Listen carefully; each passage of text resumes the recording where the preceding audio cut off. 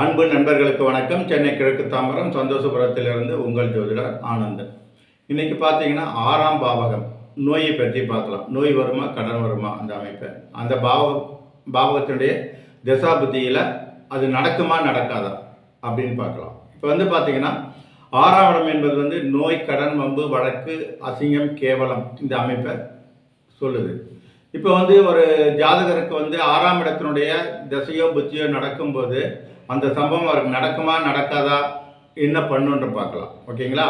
இப்போ 6ஆம் அதிபதியுடைய தசையோ அல்ல புத்தியோ நடக்கும்போது அந்த 6ஆம் அதிபதி சூரியனோ சந்திரனாக இருந்தால், சூரியனோ அல்லது சந்திரனாக இருந்தால் 6ஆம் ஆதிபத்தியம் மட்டுமே அவருக்கு உரித்தவராக வருவாங்க. அது இல்லாமல் குருவோ செவ்வாயோ புதனோ அல்லது சனியோ அல்லது சுக்கரனாக இருந்ததுன்னா அந்த கிரகத்துக்கு 2 ஆதிபத்தியம் வரும். 6ஆம் ஆதிபத்தியம் வரும், இன்னொரு ஆதிபத்தியம் வரும். அப்போ அந்த அமைப்பில் அவர் எந்த ஆதிபத்தியத்தை செய்ய போகிறாருன்னு ஃபஸ்ட்டு பார்க்கணும். ஓகேங்களா? 6ஆம் ஆதிபத்தியத்தை பலன் செய்ய போகிறாரா இல்லை இன்னொரு ஆதிபத்தியத்தை பலன் செய்ய போகிறாரான்னு பார்க்கணும். அப்போது அதை எப்படி கண்டுபிடிக்கிறதுன்னு பார்த்தீங்கன்னா 6ஆம் பாவகத்துக்கு அந்த அதிபதி 6, 8, 12 மறைஞ்சாருன்னா அந்த வீட்டு பலனை 6ஆம் வீட்டு பலனை செய்ய மாட்டார். அப்படி 6, 8, 12க்கு மறையாமல் இருந்தாருன்னா அந்த வீட்டு பலனை செஞ்சிடுவார். 6ஆம் வீட்டு பலனை செஞ்சிடுவார். ஓகேங்களா? இப்போ 6ஆம் வீட்டு பலன் எப்போ நடக்கும்? 6ஆம் வீட்டு அதிபதி தன் வீட்டுக்கு 6, 8, 12 இல்லாமல் இருந்தாருன்னா அந்த பலன் நடந்துடும். ஓகேங்களா?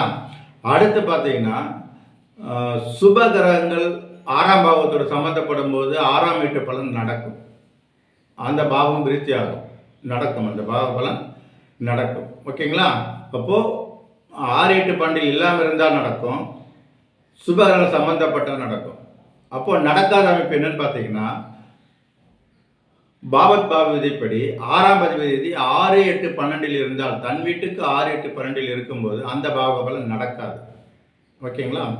அடுத்து பார்த்தீங்கன்னா ஒரே ஒரு பாவகிரகம் மட்டும் 6ஆம் பாவத்தோடு சம்மந்தப்பட்டு இருக்கும்போது அந்த வீட்டு பலன்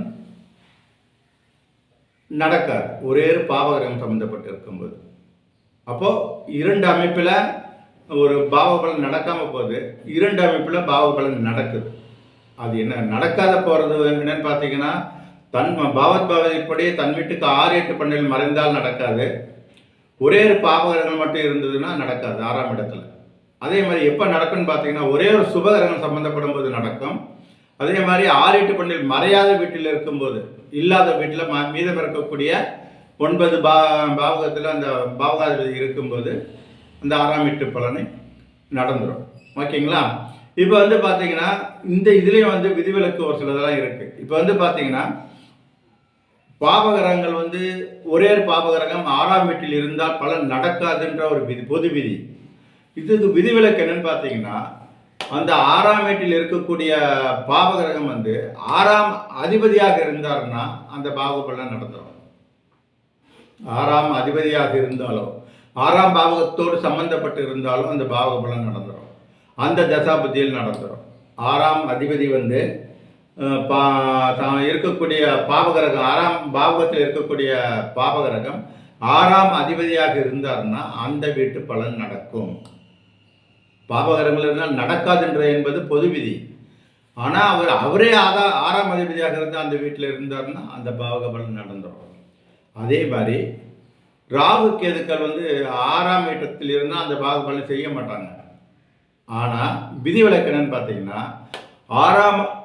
ராகுவுடைய திசையோ கேதுவுடைய திசையோ வரும்போது அந்த 6ஆம் வீட்டு பலனை செஞ்சிருவாங்க. ஏன்னா ராகு கேதுக்கள் தான் இருக்கும் வீட்டின் பலனை செய்யக்கூடிய அமைப்பில் வருவாங்க.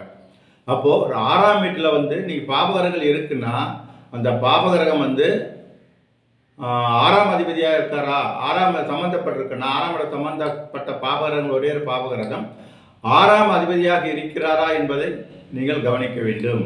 அப்படி 6ஆம் அதிபதியாக இருந்து அந்த 6ஆம் பாவத்தோட சம்மந்தப்பட்டு இருந்தால் அந்த பாவபலன் நடந்துடும்.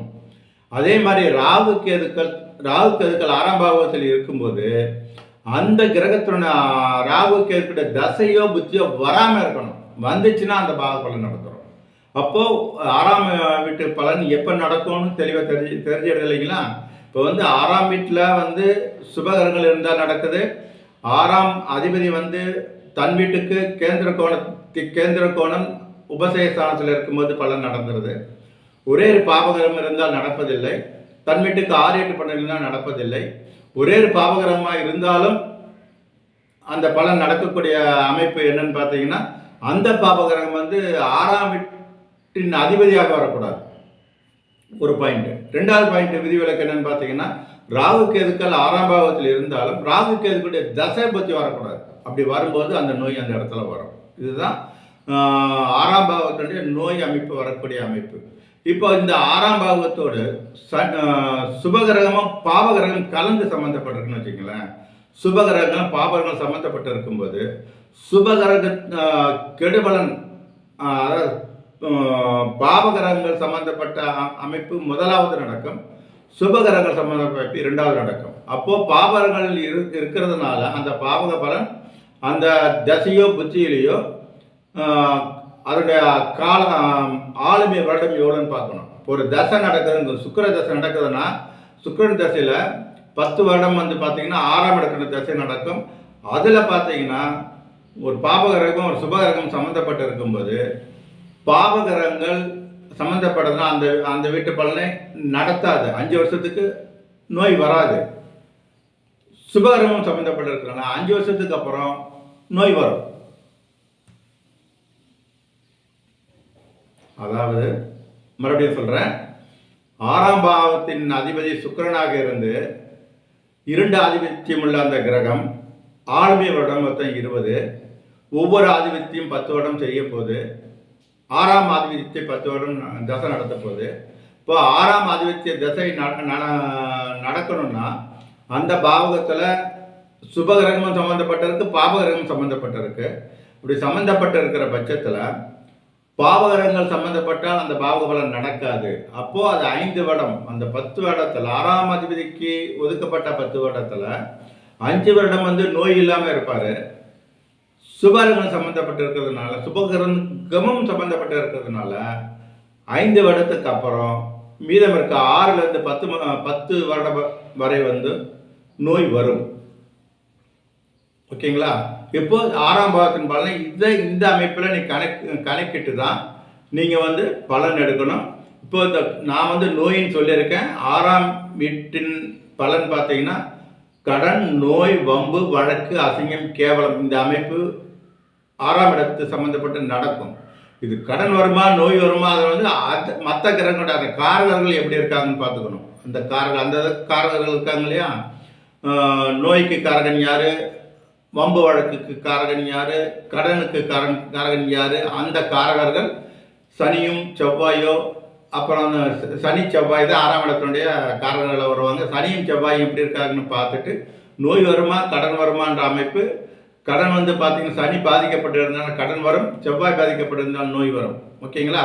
சனியும் நோயை தருவார், தனி நோய் கொடுத்தாலும் தீராத நோயை கொடுத்துருவார், செவ்வாய் நோயை கொடுத்தாலும் தீர்க்கக்கூடிய நோயை தருவார். அப்போது 6ஆம் இடத்தோடு சம்பந்தப்பட்ட கிரகம் கிரகத்தை பொறுத்து பலன் நடக்குமா நடக்காதான்னு கணிக்கிறதுக்கு இதை பயன்படுத்திக் கொள்ளுங்கள். இதை பயன்படுத்தி நீங்கள் பலன் எடுக்கும்போது பலன் துல்லியமாக வரும். வாழ்த்துக்கள். எல்லோரும் நன்றாக இருக்கு.